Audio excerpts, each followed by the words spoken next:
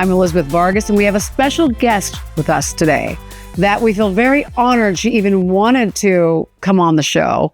If you've ever watched Netflix's series Dirty John, you know who Terra Newell is. Hi, Terra. Hi. How are you? I'm all right. Thank you for having me. Well, thanks for coming. I don't think I've ever seen you in an interview before, really a one-on-one interview about your situation. I know that you have a podcast, correct? Yes, I have Terra's Baddies Club. Terra's Baddies Club, which is great. And I kind of wanted to start off today, and I normally don't do one-on-ones, but I thought with your situation and who you are and where you've come from, your strength and your ability to survive is uncanny. And I think that just sharing that survival with others on this show, because I have 96% all women, is vital. And I think that if, during this interview, if we could talk about something that could help one woman maybe get through her situation as strong as you did, we've succeeded, right? Yes. So just the fact that you're here and you're going to share a little bit of your story, whatever you feel comfortable with is great with us. But I know that you did share a lot of your story with Netflix. Well, Bravo first. Okay, so let me back up a little bit. To all that are watching, Terra is actually the real daughter in the Dirty John series. So the series was based around her life, correct? Yes. So tell me a little bit about, so this really happened to you here in Orange County. And what year did it happen? It happened in 2016. Okay. And in 2020, you became an advocate for survival advocate, correct? More so in 2020, but when the series came out in 2019, that was when I really got a taste of how the story could really be pushed out there and help other people. So how did the story come about? Did you or your mom pitch it to? First off, how's your mother doing? She's doing great. She's married, or not married, thank God. Oh my gosh, she's married again? Not married again. Did you have to pick the guy? Tell me you picked the guy. No, but she's basically married to this guy. She's in a relationship with him. They live in Franklin, Tennessee, and he's really a great guy. He's a retired fire captain. Okay. And so good energy. First responder. Yes. Oh, she likes that. Okay, yeah. Good security, right? Yes. And how about you? Are you married or? No, I'm single. That's fine. Do you have any children or anything? No, just dogs. Okay. Because I noticed that on one of your posts, you said you have a Chi in Santa Monica. Oh, a Chi partner or Chi child? What is like Chihuahua child? Oh, I was like, what's a Chi child? Is it someone that's like one with your Chi and it's like like a Boys and Girls Club thing? Okay, no, it's a dog. No. Yeah, just like a dog with my ex-boyfriend. And so she goes there majority of the time and then comes to me like once a month. So let's talk about a little bit about what happened. I don't want to really trigger the situation, but I want the audience to understand that you really went through what happened on the Netflix show Dirty John. And then we'll get into how it got to Netflix. But you really lived that with your mother. Yes. And you are the one that knew he was full of shit. I knew he was full of shit, but my sister was more so the person that started to see it first out of everyone. Okay.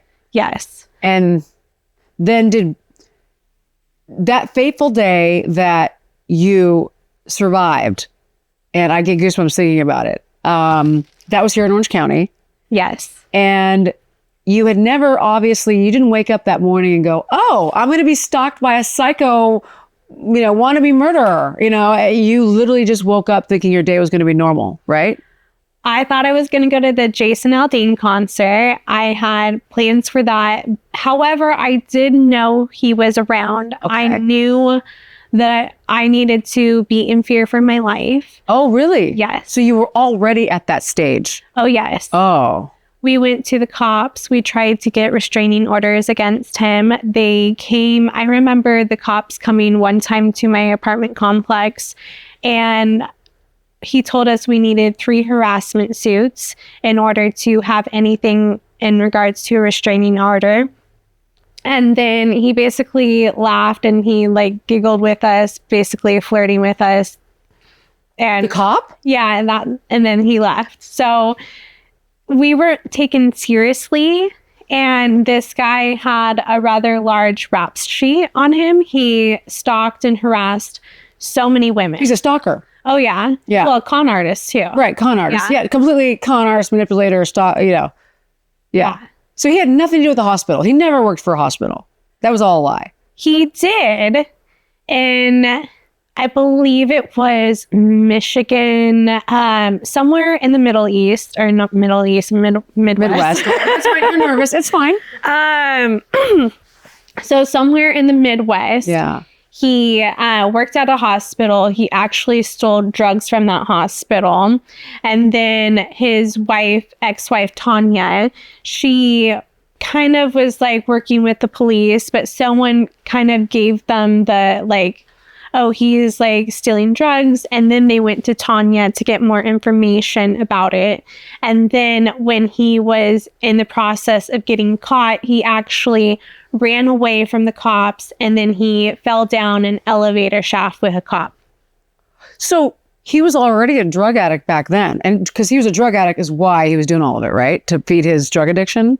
I don't know if that was the issue. I say that he is a psychopath. Okay. And Dr. Legally, probably. Yes, like Dr. Romney, Laura Richards, many experts have diagnosed him as a psychopath after everything that he has done. Wow. And so his brain is different, and his brain isn't going to feel the emotions that normal people feel. And he's always going to want this chase or want to live on the edge in a sense, but have everything kind of calculated and planned and get somewhat of an enjoyment when you hurt people. Wow. That's a real diagnosis. Yes. Oh, so your mother met him how? I forget. I watched the show. I watched the series a while ago, but he just, was it at a bar or something like that, or a restaurant? No, she met him on Our Time. Oh, that's right, on a website. Yes, on a dating website. And then they met at Houston's in Irvine.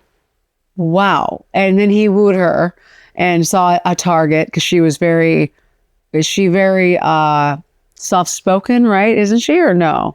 She is, you know. The show really depicts her as kind of a timid, but I can't, if to build a business like she did, I can't see a woman being that timid that has a business like your mom. She is a true interior designer, right? Or yes. Well, and then Connie, when she met my mom at like the Ivy, and we were having lunch. It was just good vibes. And so my mom's going to be sweet, soft-spoken. She's not going to yell at Connie Britton at lunch. Oh, so she took that as this is her personality. Yeah. And I say my mom is definitely very dynamic. And we all have a range of emotions. And that was just one of her emotions being displayed on the television. And I think it leans into the appeasing side of women and how you can kind of get locked into these relationships as well, is that, okay, you want to appease to that man, and you kind of need that yin and yang in a sense, where it's like, the empath is drawn to the narcissist, or like the psychopath or sociopath. Right. And your mother married him, right? Yes. That was real. Yes. I mean, to this day, that story haunts me because I can see that happening to so many women. Do you know? So, your mom's doing okay? Yeah. Just lots of therapy. Lots of therapy. And are you in therapy, or? Yes, I'm gonna forever be in therapy. It's just a consistent thing because my trauma is different. Right. And my trauma is also linked to her in a way because she was my mother. She's supposed to be my protector as me being her child. And so my trauma is kind of correlated in that sense to her. Right. And it's nothing she did per se, but because he was with her, it just is all correlated that way.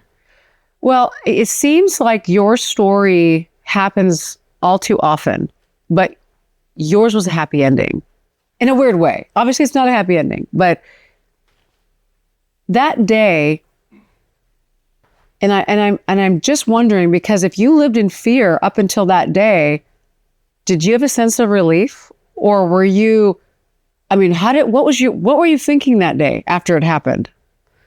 I mean, your mind must have been blown that actually happened. I can't see the shock factor for you personally. I mean, the fact that you're sitting here and you look great, you sound great, you're giving back, you have a podcast, you're an advocate, victims advocate, you help others, you raised money and baskets for people of the fire. You also have a charity that has an auction that you raise baskets to give to help other people. Well, I partner with those people. But you have a lot, you love animals. You have a lot that you do that gives back.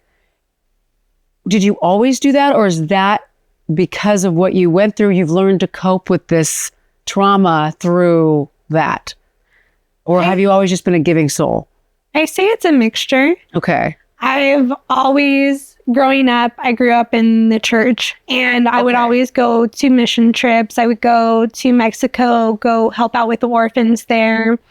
Really? Yeah. Oh, so you guys were really religious growing up? Yes. Oh, so your mom was part of that. Like, okay, so that's probably why she just sort of listened and didn't realize she was being taken advantage of.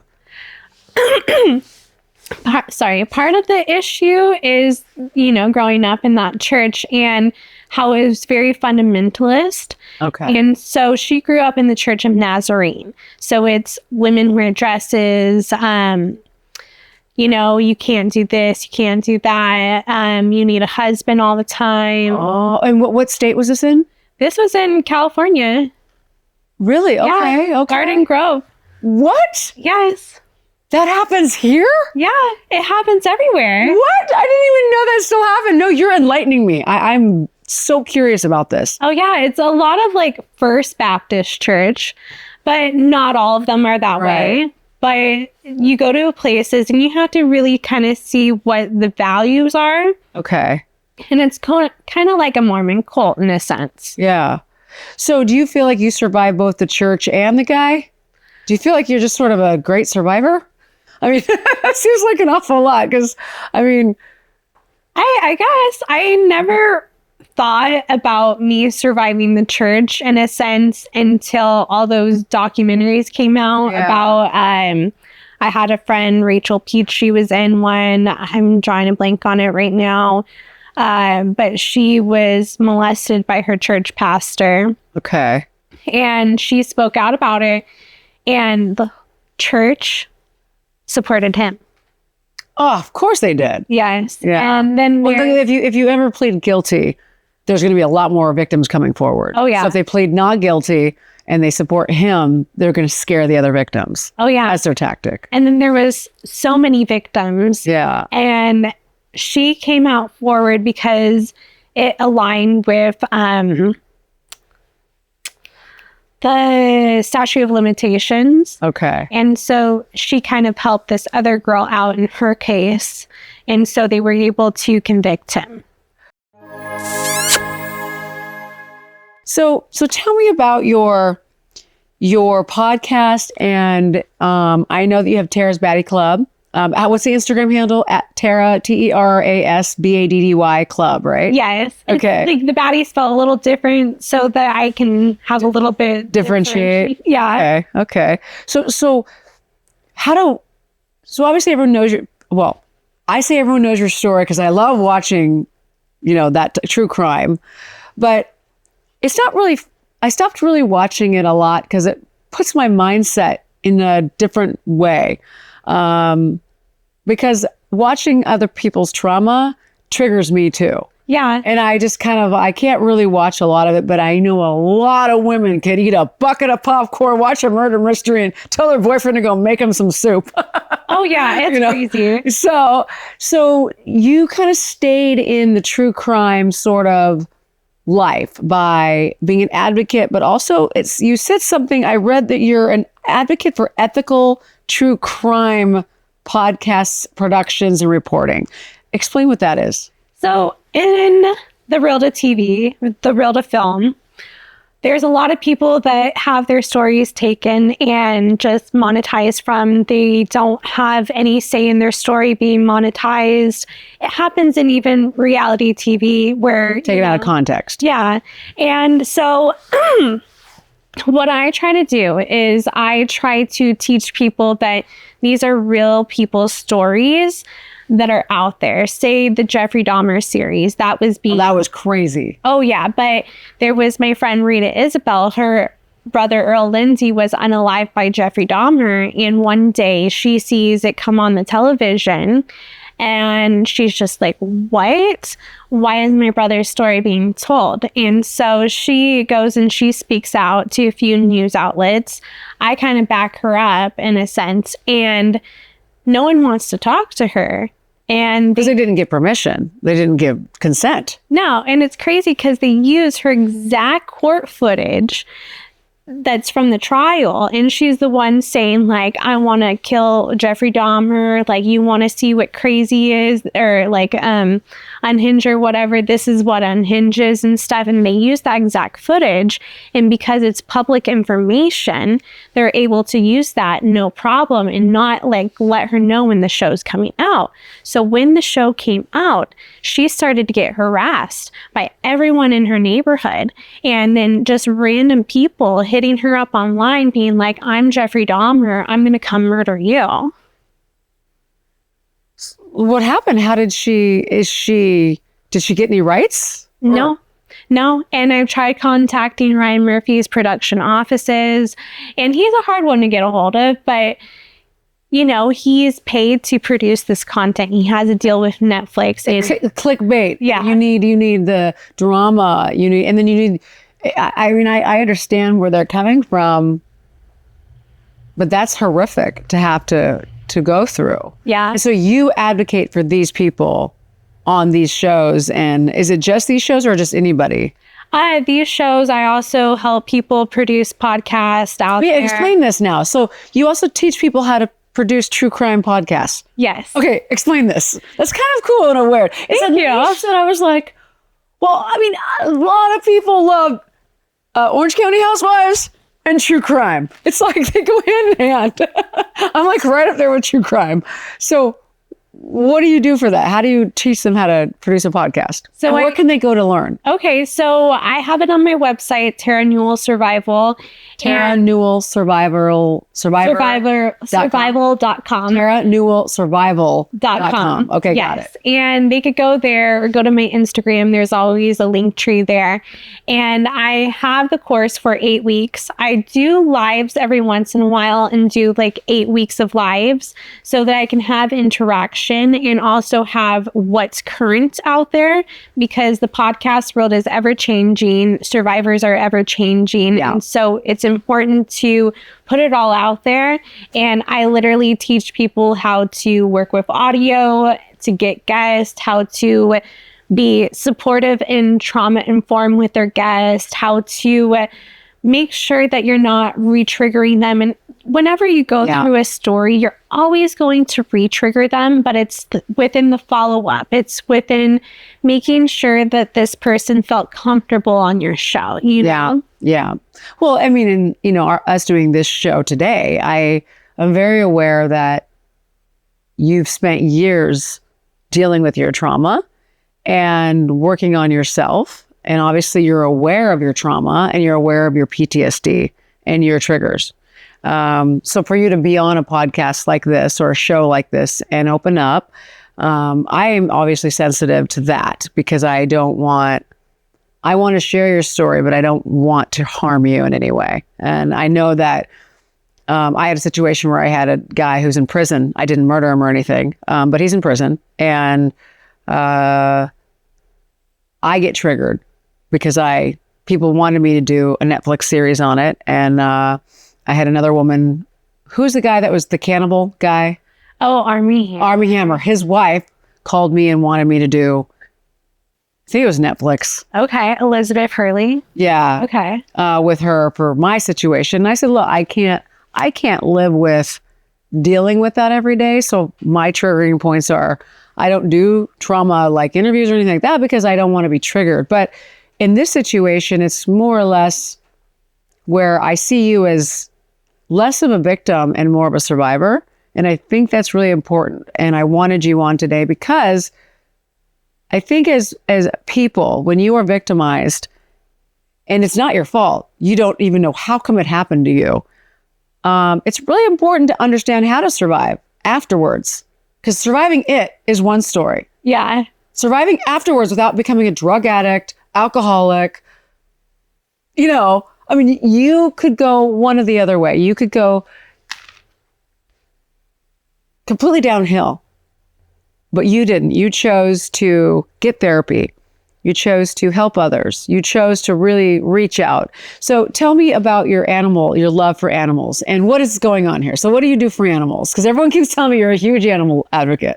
So when I was actually stabbed, I was working as a dog groomer. Oh, okay. Yes. And I worked as a kennel attendant as well at this place called, wow, now I can't even remember the name of it. It's been so long. But it was in Newport Beach, and a nice little facility that boarded animals, or dogs, not animals, only dogs. Yeah. And I worked there for some time. I probably worked with animals since I was 10 years old, just always being that girl that'd be like, I'm going to walk your dogs. Here's my card and stuff. And now I foster a lot. Okay, because you did a stream, a live stream, I don't know if it was live or whatever, about the Pasadena Animal Shelter for the fires. Okay. And you said they need foster families or something, that you were going to try and do something with fostering. Okay, so I was also watching dogs. So I told them I could take in dogs, but then it didn't work out. And probably for a good reason, just for me to also have some time before getting into watching dogs and being uprooted from my safe place and stuff. Right. So I was trying to get people to foster, but luckily the place that I normally work with, they had a few people that needed help, and then they were just figured out right away. Yeah. However, I do try to get donations every once in a while. Okay. And that's for Bark and Bitches. Oh, cool. Bark and Bitches? Yeah. Oh, cool. Is it Instagram? Is it on Instagram? Yeah. Bark and Bitches? Is it at Bark and... Okay. Yeah. And so I foster for them sometimes, and then get them little donations, create an Amazon list. Yeah. We'll send it to my house. That's and great. Drop it off. Thank you. And then I did bags for survivors. And because of... These are nice bags, by the way. Oh, thank you. Where do you get all the stuff that goes in them? Oh, all the people donated from Instagram. What? Because I went down your Instagram. I'm like, these are nice skin products, and a hair strengthening bag. And I'm like, all these great bags. I'm like, and it says value of $1,200 and auction or bid today. Where do people bid, or how does this work? Oh, okay. So that was a different bag. I do a lot of. I'm like, oh, that's a different bag. Okay, yes. okay. So I actually did that charity event for the first one was for When Georgia Smiled, and then the other one was for Red Songbird Foundation. Okay. And my friend Jason Waller, Lacey, our mutual friend Lacey, works for them. Love Lacey. Yes. How's she doing? She's good. She's doing well. Her daughter just turned 3 yesterday. Yeah. 3. God, we're getting so we're aging gracefully like a fine ball of wine. Her daughter's already 3? I think so, yeah. If I'm not mistaken, yeah. Okay. And I am terrible about keeping up with people. Fine. It's just you have these different charities that you work with, and you have this love for animals. But I want to get back to a question that I have that I know a lot of people have, is how did your story get to Netflix? Who sold it to them? How did it happen? And who even knew about it? Did they approach you? Was it what happened? So there's lots of people in law enforcement that like to talk to the LA Times, talk to different reporters. And I believe that someone was talking to Christopher Goffard from the LA Times, and they told him about the story. I also think it was also Hannah Fry that wrote an article that mentioned it to him as well. And so he caught light of the story, contacted my mom, and then I was in Austin during the time. She contacted me and she asked me, do you want to share your story? The LA Times contacted us. And I was very into church at that time. And I just kind of went and prayed a lot. Yeah. And I just felt like it would have been something that would help people. Yeah, absolutely. I mean, I could see that. You know, you're like, hey, I guess this would be a chance for me to give back. Sort of, I guess. Like, just help other women see the red flags. And so we ended up sharing our story. I came to hear from Austin and then met up with him a few times. Then we told the story probably like 4 times to him, did so many interviews. And then at one point they told us probably about a week beforehand that it was going to be turned into a podcast. Okay. Yes. And I actually found out recently that it was going to be turned into a podcast no matter what. And they were selling it. And yes, this person, Jane Marie, she got light of the podcast and they were trying to have her produce it at one point, but she turned it down because she wanted it more woman focused and more about generational trauma opposed to about this like dirty, scummy guy. Yeah. And so found that out recently and they made the podcast, put it out there. It was a huge hit, has over 170 million listens now. 170 million? Yes.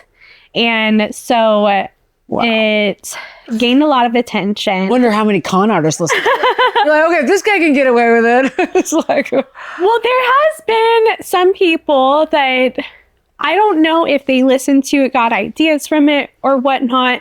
However, copycats. Yeah, but there's been even quote unquote survivors that have taken bits and pieces of my story and tried to use it for their own. And and a few big podcasters will have them on and it like not know that their stories are kind of fabricated in a sense. Right. Yours is definitely not fabricated. No. But your story was one of truly that day. Now, did he bring the knife or did he brought the knife, right? Yes. He brought over 11 knives. 11 knives that day? And you're making my skin crawl. I didn't know that. They didn't say that on there. Were they in his trunk? Yes. He was trying. Oh my God. You gave me like, was he trying to cut you up and like hide you? What was he going to do? I don't know. Like, was there a saw? Okay, so he had one knife in the Del Taco bag. Okay. That he stabbed me with. And then he was trying to push me over to the trunk. And that's where there was 11 knives or something like that. So he was trying to get you closer to more of his tools, his knives. Was the trunk open or closed? It was open. So he only had one knife on him in the bag. And then he tried to get you next to all the rest of his knives. I guess so, yeah. But you got him right next to the car, right? So he grabbed me by the waist, by the license plate, and then that's where he grabbed me. Yes. Girl, did your just inner lioness come out and just know what you had to do? Because not a lot of women would have survived that. I watched a lot of Walking Dead. Okay, so somebody told me you watched zombie movies. I'm like, she did what? That is accurate. I am obsessed. Well, not obsessed like where I watch it every single day, but when The Walking Dead was on, I would probably watch it 3 times that night. And then The Talking Dead too. So what, did they stab in the face with The Walking Dead or what? Yeah, you have to kill the brain. So that's how you. So it is a true story. You did watch The Walking Dead. Oh, thank you, God, for The Walking Dead.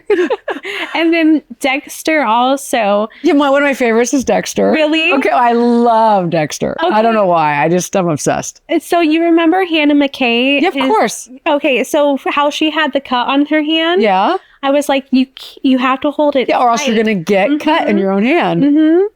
So Did you hear that, ladies? Make sure you hold it tight on this. don't hurt yourself. Don't hurt yourself. Yes. Unless it's self-defense, then the blood, if it drips, it's okay. Yes. If it's not self-defense, don't leave your blood behind. Yes. And I bet you there's going to be a few people out there that are going to make fun of me for even laughing about this right now. It's not funny. Actually, I think you do what I do with trauma is you laugh. Yeah. And it's a defense mechanism. Yes. People get on me all the time for laughing.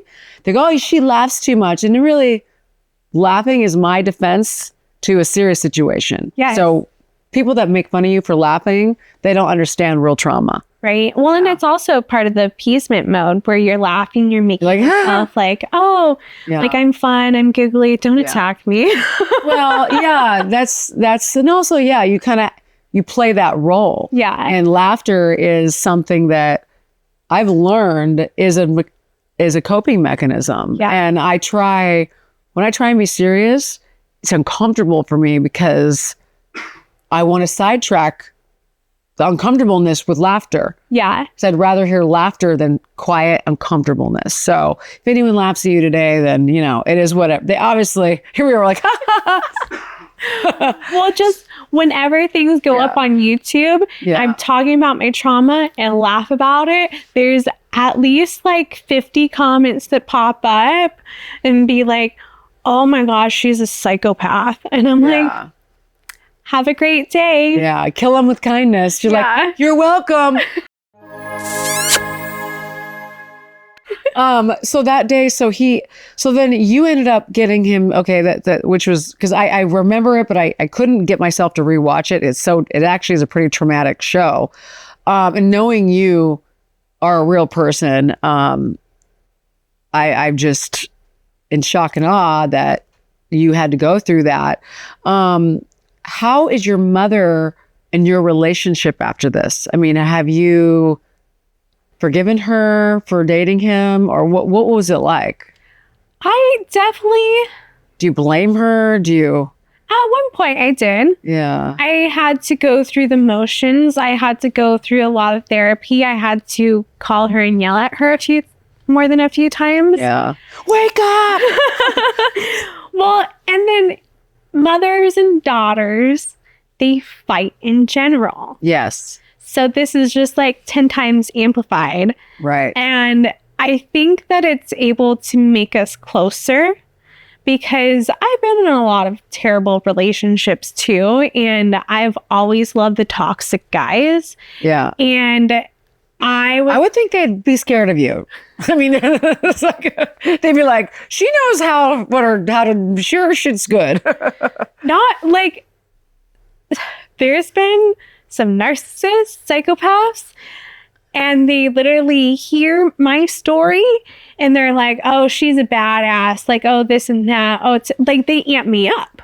Okay. And then they try to turn my story around to, oh, I dated someone like this. And then You weren't even dating. It wasn't your man. You were a victim of your mom's man. Yeah, but they just like to be like, oh, I dated someone like this. Like there was this guy I see. that dated my friend and he was a complete narcissist and he would repost my story all the time just so his ex-wife could like have a visceral reaction from it. And then it's crazy because I actually connected with his wife later because I gave her a cat. Oh, you rehomed a cat? Yeah. Oh no. Well, here, get rid of your husband. Here's a cat. well, this person found a cat in the street and then they were like, oh, I need someone to help rehome it. So I took it and then I rehomed it to her. And then I found out about everything that he was doing to her. And I'm like, it all aligns. Yeah. And so these characters like to amp me up in this way. So they They're not scared of me. They're not. They feed off of that past trauma that you went through this, and So you're more. It's also you've got a celebrity about you. So you are a celebrity because everyone knows the story, and you're the real deal. So a lot of times when they say a movie's, they say, oh, based on a real true story, you don't really get to meet their true person. So I'm like sitting here with you right now, and that was like the show. Like I watched it, and I'm like, when Peyton's like, she'll come on. I'm like, wait, the real Dirty John daughter, Terra? I'm like, no way. But I think that true crime. First off, what we just went through with the sex trafficking and the abuse of children and women, and there was a huge movement last year, and we had the women's movement. Right now we're having sort of the children's movement. A lot of kidnapped children, a lot of displaced children, a lot of all that stuff, right? And your show had come out previous to that, but it's all kind of the same thing. It's all abuse centered, abuse oriented. That was never able to talk about it. You were shunned. You were like, that's bad TV. Shut up. It's like, now I think that it's safe to talk about stuff like that to where you can help other people be aware of red flags, right? Yeah. Because if we don't have anywhere we could go and learn about red flags or anybody we could talk to, like your Instagram's open. Anybody could go to Terra's Baddie Club, at Terra's Baddie Club. Yes. And talk to you. And I mean, it's the coolest thing ever. Before, the resources weren't there. TV shows couldn't talk about this. You couldn't talk about missing children. You couldn't talk about women that almost got murdered and, that unalived somebody else, because of it. Yeah. And it wasn't a bad thing. It's a survival technique. It's okay to protect yourself. And so you have a website, obviously. Yes. And what is it again? TerraNewellSurvival.com. And so TerraNewellSurvival.com. So can you also, when you give someone, you said you have courses. Can you tell us about what the courses entail? Yes. So it's a series of 8 weeks for the podcasting course. And podcasting course, is that people that have been a victim and that want to start their own podcast to?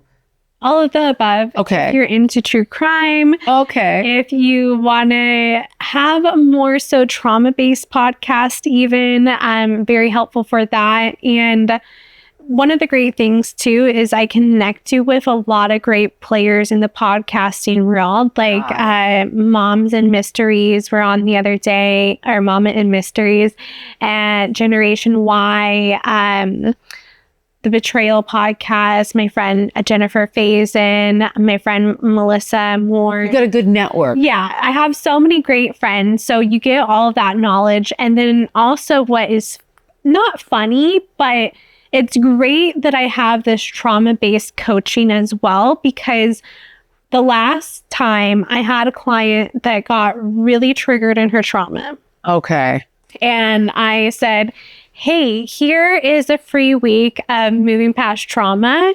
Try this out. I hope it helps. And then she bought the whole thing because it really helped her to have an outlet to work through her trauma as well while doing this course too. So the course gives people an outline, and you base that upon, obviously you're knowledgeable and you've had therapy, so you know how to get past your triggers and trauma.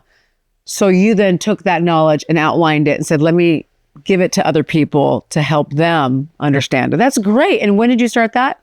I started it almost a year and a half ago, or a year and a couple months ago. And it was because there is so many people that start true crime podcasts daily, and they're like, I don't know where to start. So there's a lot of them out. Right? Yeah. But you come from a true crime background. Not true crime, but that. Well, and then what you're doing. Book people for podcasts too. I'm known as the master connector in that realm. Great. And also, everybody watching, if you want to start a true crime podcast, she's your woman. She may laugh about it, but she goes down to business. Yes. And even how to monetize, and, talking about YouTube, even TikTok, the algorithms, and teaching how to actually grow your podcast, and activate it to society where it generates those leads and those people. Okay. Like I had one client that charted when she took the first podcasting course, When Heaven Meets Hell, and she charted right off the bat. And I was like, okay, she did exactly what I said. Yeah. I really, Terra, I just feel blessed that you're on here. I know you have you have so much to offer, so many people. I don't want to give away all your secrets on my little show here. But I'm going to put it on, we're going to do some editing on it. We're going to do some overlays and everything and show everybody where they can go. And if you get stalkers from my show, I'm sorry. Just ignore them. But so tell me, we still have a little bit of time. Your love, I want to go back to the love for animals. What do you think? And this is going to be a little bit off the wall. Okay. So on your day to day, do you live in fear anymore or no? Do you live pretty open or I'm just curious, dude. It really varies. Okay. I feel triggered by some men. Okay.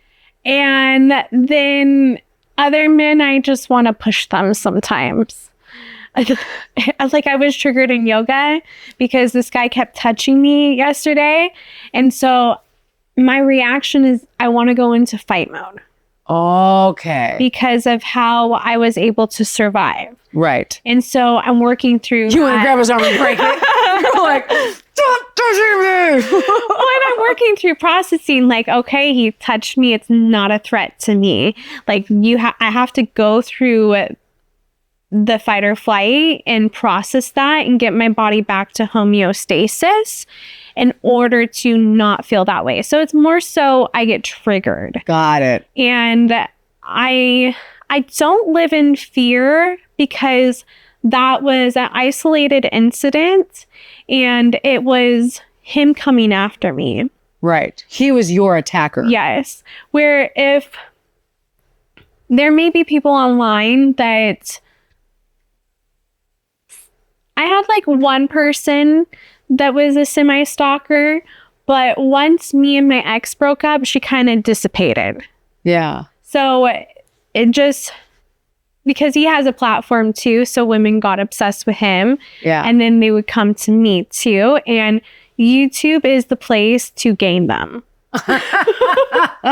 we know this. I literally I don't read comments. I don't go on. I mean, because Housewife fans are just trolls. Not all of them, but most of them. And I mean, if I read every negative comment and every psychopath that wanted to put me down, I would like be under a rock over there. Oh so God. Like you, I'm sure you learned to grow a thick skin and be like, oh, whatever, I don't.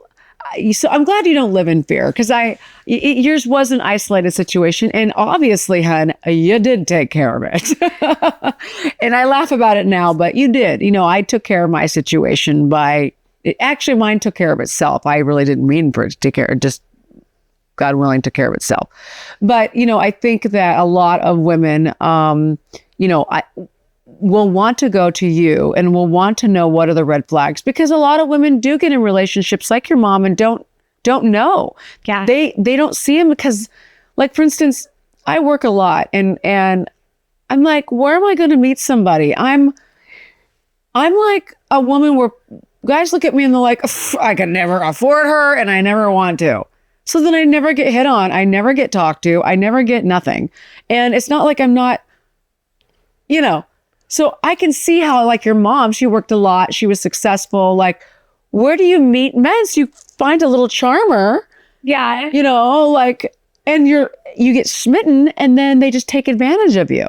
Yeah. And I think it probably happens a lot because there's a lot of more successful women these days and a lot more scammer men. So, what are the red flags? And you as the daughter, I think are able to give women advice on the red flags, right? Because you saw those red flags on your mother, right?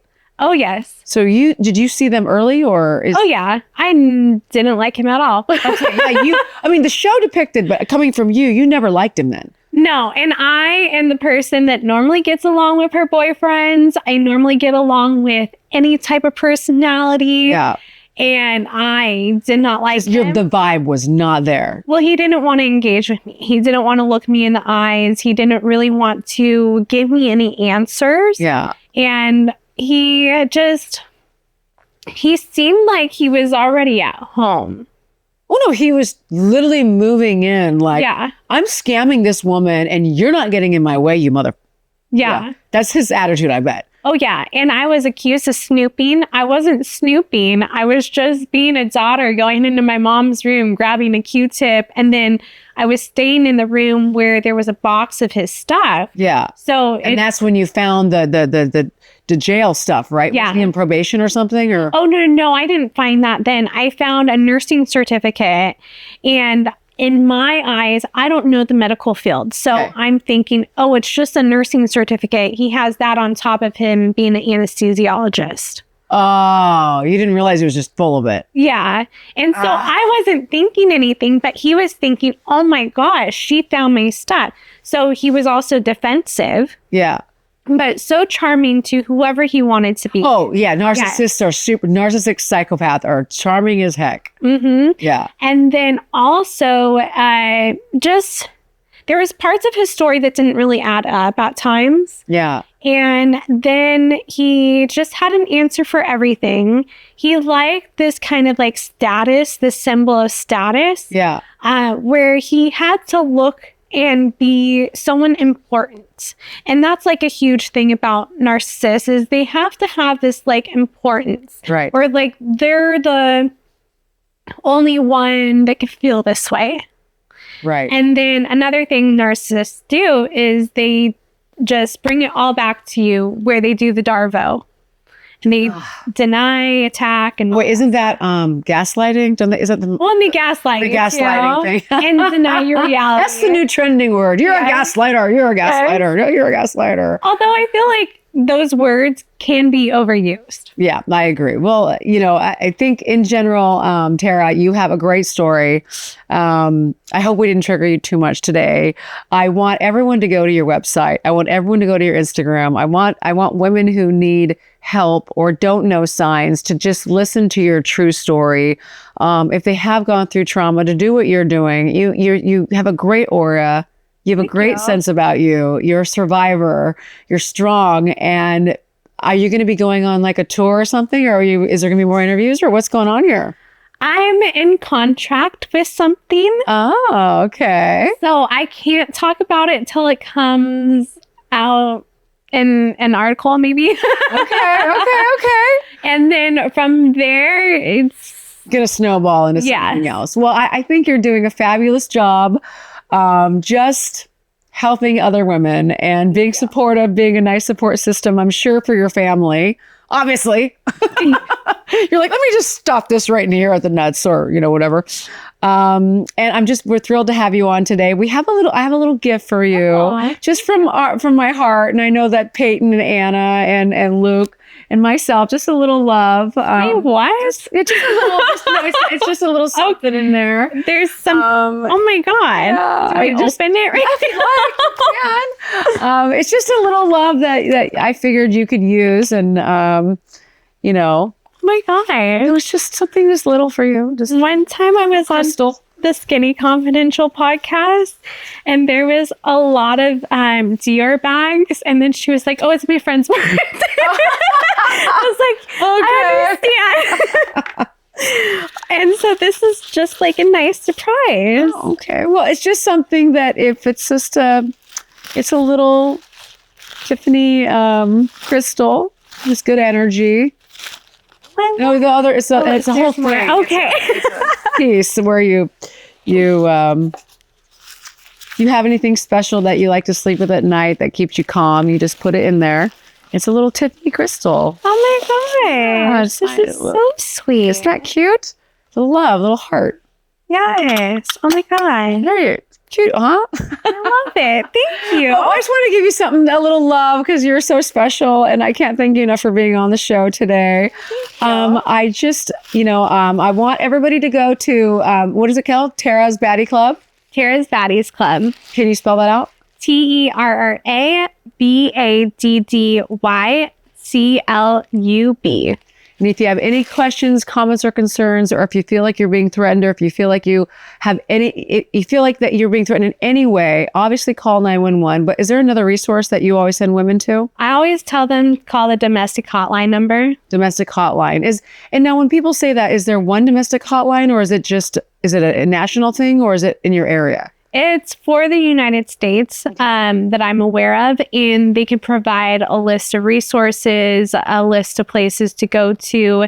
So they're going to know all the local shelters in your area. Yeah.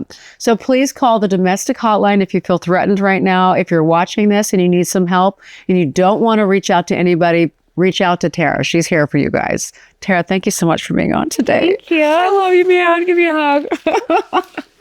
You're wonderful. So Thanks for sweet. coming. No, well, thank you for coming. It was so special today and hearing your story. I'm sure we've helped somebody. And if we haven't helped somebody right when they're watching it, we will help somebody because this will be online forever.